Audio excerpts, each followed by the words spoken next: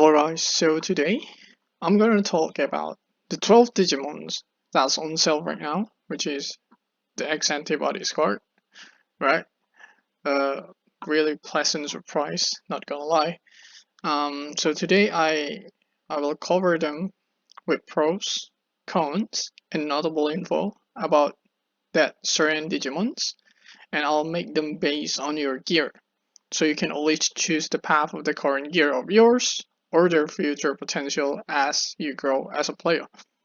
I can assure you that this is not biased and will never be, based on the Digimon's potential and possibilities. So in this video I'll make 3 tier lists based on your account, and this will be the criteria of the tier list, okay? First one is the beginner. So the gear you have is scaled from nothing to the beginner set, which is like Crest of Courage was 10, Crest of Sincerity was 10, including Crest of Knowledge was 10, and Digimental of Miracle was 10 set. Meanwhile, the veteran one will be, the gear will include the Clothes plus 9 set, and you have either Shining Miracle, Digimental of Bright, or Digimental of Deep Sea. The third one is the expert. Your gear include Shining Miracle, Pride, and Deep Sea with Gorgeous set or higher. So that will be the tier that differentiate them with. So you can choose either you want to go with the current one, like your current situation, or their future potential. Okay, I'll put these 3 points as the main point of the respective Digimon as well, which is pros, cons, and notable info. Since some of their potential lies on the crest level, most likely you'll have the similar growth on the royal base crest enhancements by your grade. Like if you're in the beginner, you probably don't have royal base crest, or they're probably on enhancement +1. Meanwhile on veteran, you probably have like around +5 set or something, and the expert one is above that +5 set. Okay, please be noted that the tier list will be based on your type instead, and the utility based on your current gear. The potential of the Digimon will follow based on your tier, and so say if you start from a beginner, you can see the tier list added expert as well to see if their power scales are the same, lower, or higher. Disclaimer, this is to help you decide on what's best for your account, and assuming you know how to play that certain Digimon. Okay, so let's jump into it, and we'll start from Wolf's Beelzemon X. So the pros is that this Digimon actually has a really great stats digi spread out. Have a damage buff for himself when in full party, and can buff your team sometimes with the TP boost. If you don't know, the TP is like the turn points where when it's full on the gauge, you actually get a turn just like an instant haste. Okay. Cons is damage potential, as DPS is really mid. Unfortunately, he can't really buff consistently with the TP boost as well. Notable info is like, no matter how good your gear is, unfortunately his potential is mid, but he's still extremely cool looking, not gonna lie. Next is Gallantmon X. So the pros is like, he's a great DPS. Also destroy high defense Digimon like boss, like a high bosses, something like Gold Crown, right? So he's pretty much shatters those high defense Digimon. Cons is like his damage multiplier really depends on the enemy's defense, which is like if you hit lower level Digimon, you probably get more attack with your gear rather than its exclusive trait, which is like probably on a lower additional damage. So it's like stronger when the enemy's defense is higher, and lower additional damage when the enemy's defense is low. Notable that he can deal really fluctuative damage because of his exclusive trait, so please keep that in mind when you are using him. Next is Sleipmon X, Sleipmon X. Pros a great executioner, like the last hitter, pretty smart, a really high intelligence Digimon, and also has wind protection, which is a really great one for DPS. Cons is like it doesn't perform amazingly, at least until the enemy's Digimon is around 30% or lower, which is kinda sad, and it kinda limits the potential of Sleipmon X. But notable is that when you play him strategically, he can be a niche that is really useful to skip some low HP boss mechanic as well. Next is Chaosdramon X. The pros is like it has great synergies with Strike of Fury trait, and then excels in low HP damage, which is easily doable with Data Explosion playstyle as well. Cons: risky gameplay, since he doesn't really have any evasion trait to help him survive when it's at low HP, which is kind of unfortunate. Notable info is that you need to play with care, and since Chaosdramon has a really great potential as damage, but it also becomes glass cannon because when you deal high damage, that means your HP is low. Next is Minerva X. The pros is like buff attack every third attack, like the third turns to the attacking Digimon. So let's say if you're for any Digimon that hits on the third turn, it will gain the attack buff from Minervamon X. Okay, and then next is like it can reduce the targeted enemy, so that means like more damage on that targeted Digimon as well. The cons is like the third attack buff is hindering some DPS to maximize their damage because you need to keep counting the third turn to maximize the damage as a DPS, right?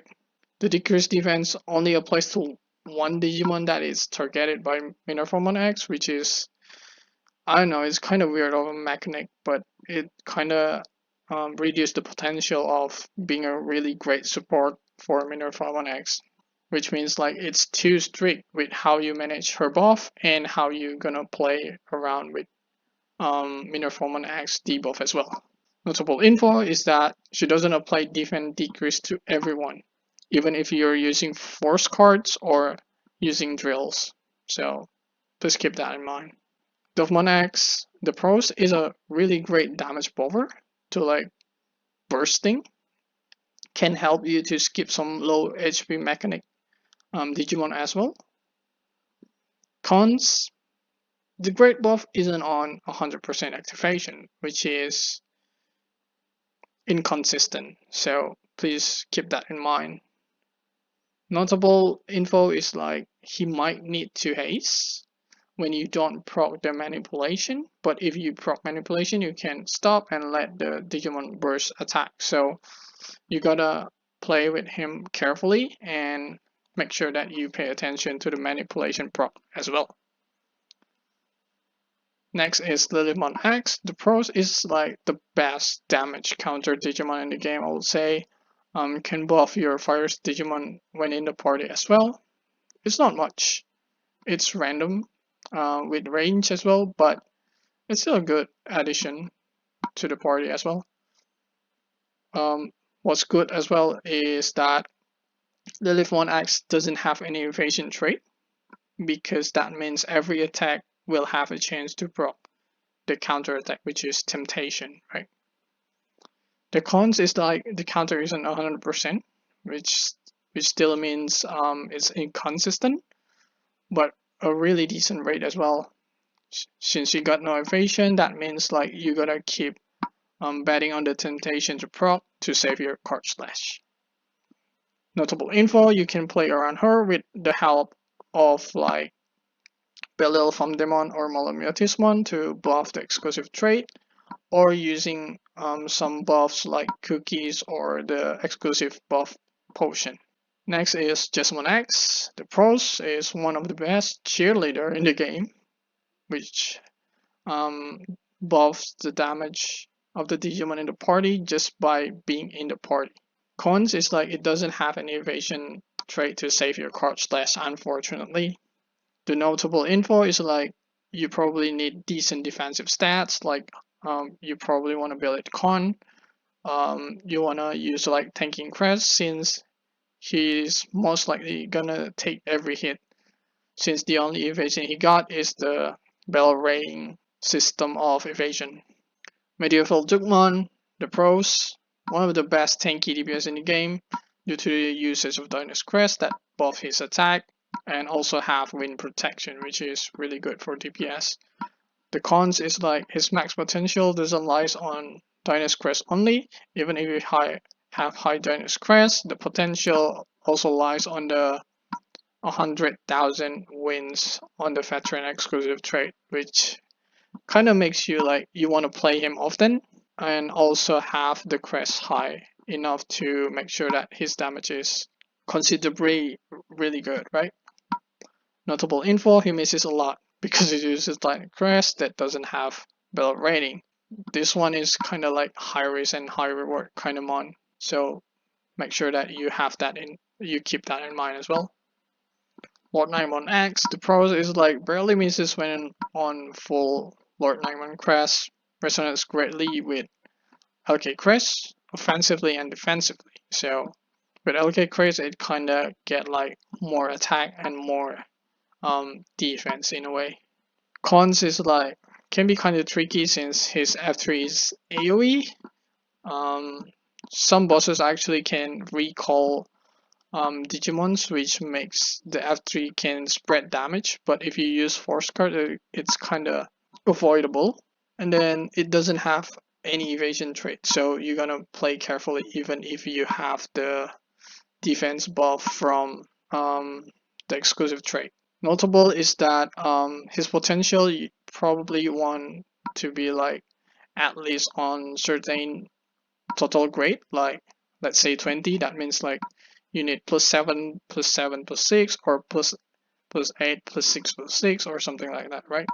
The exclusive trait works with multiplier, depends on the total grade of your LK crest. Notable info is like even without evasion, when you have like really good LK Lordknight crest total grade, he can take some hit with his defensive exclusive trait, right? So Demon X synergizes really well with Haze gameplay to stack up his damage. Can ignore some defensive and or evasive trait with his exclusive trait. So not some actually, it actually ignores everything except for some special trait that usually shown as purple font if you're in some dungeon like war space. The cons need few turns to actually stack up his damage to full potential, which needs like 5 times to attack. So even if you use haste, you still need 3 turns instead of 2 turns. So yeah, that's kind of a bummer. You might be leaning toward Furymon just because how the haste and data explosion with Fury combo works. They synergize really well, and it kind of forces you to use Fury most of the time when he actually can use Data Killer as well. Notable info that he can hit something dangerous on some bosses, like Ogudamon boss, which potentially have loss, and you can just ignore it and attack it freely with your skill instead. The last one is Barbamon X. The pros is exactly your best friend. Whenever you got better gear, it gets better as well. Like he scales on your better gear, right? The cons you might want to reconsider to have like Spirit Darkness H to increase the card slash, because the exclusive trait also buff his damage. Depends on how many card slashes you have left.